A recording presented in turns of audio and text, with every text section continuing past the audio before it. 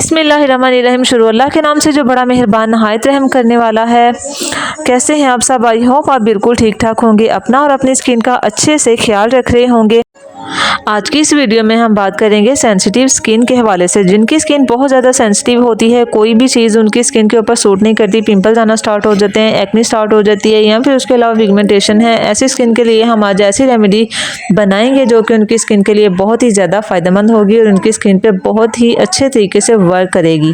तो जनाब, वीडियो को आपने स्किप नहीं करना, वीडियो को एंड तक आपने वॉच करना है और साथ साथ आपने सब्सक्राइब भी करना है और बेल आइकन को भी ज़रूर प्रेस करना है ताकि मेरी हर आने वाली नई वीडियो आप तक लाजमी पहुंचे। एक अदद हमने आलू लिया था, उसको हमने कद्दूकश कर लिया। अब हमने आगे चल के क्या करना है वो मैं आपको बताती हूँ, लेकिन उससे पहले मैं आपको बताती चलूँ कि पोटैटो के हमारी स्किन के लिए बहुत ही ज़्यादा फ़ायदे हैं। ये हमारी स्किन के ऊपर इतना ज़्यादा अच्छा वर्क करता है, हमारी हेल्थ के लिए तो ये फ़ायदेमंद है ही, लेकिन ये हमारी स्किन के लिए भी बहुत ही ज़्यादा इसके अंदर प्रोटीन्स वगैरह पाई जाती हैं जो कि हमारी स्किन को अंदर तक क्लीन करती हैं और जो भी हमारी स्किन के ऊपर डर्ट वगैरह, सन टैन है, उसको रिमूव करता है। या फिर इसके अलावा आपकी स्किन के ऊपर पिगमेंटेशन है, हाइपर पिगमेंटेशन है, पिंपल्स हैं, तो ये उसको मुकम्मल तौर पर आहिस्ता आहिस्ता उसको रिमूव कर देगा। टाइम थोड़ा लगेगा, लेकिन गारंटी के साथ मैं आपको बताती हूँ कि ये आपकी स्किन के ऊपर से सन टैन और इसके अलावा पिगमेंटेशन है, पिंपल्स हैं, सबको रिमूव करेगा। बस आपने इसको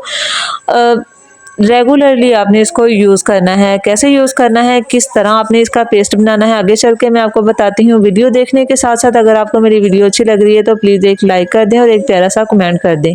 हमने क्या करना है, एक स्ट्रेनर की मदद से इसका पानी निकाल लेना है।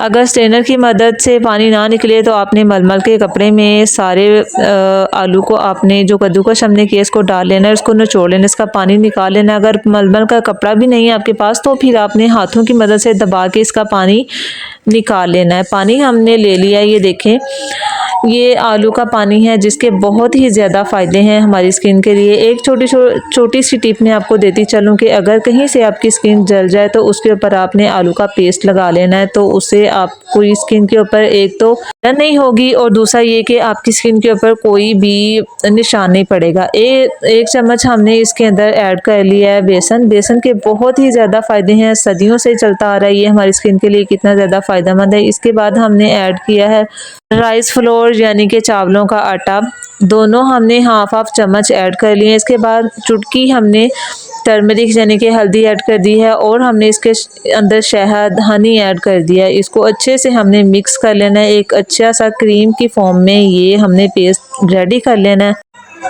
मैं आपको गारंटी के साथ बताती हूँ कि ये मास्क, ये पैक जो है आपकी स्किन के लिए बहुत ही ज़्यादा फ़ायदेमंद होगा। कितनी भी आपकी सेंसिटिव स्किन क्यों ना हो, ये आपकी स्किन के लिए बहुत ही ज़्यादा फ़ायदेमंद होगा। कोई भी आपको साइड इफ़ेक्ट नहीं आएंगे इसके साथ।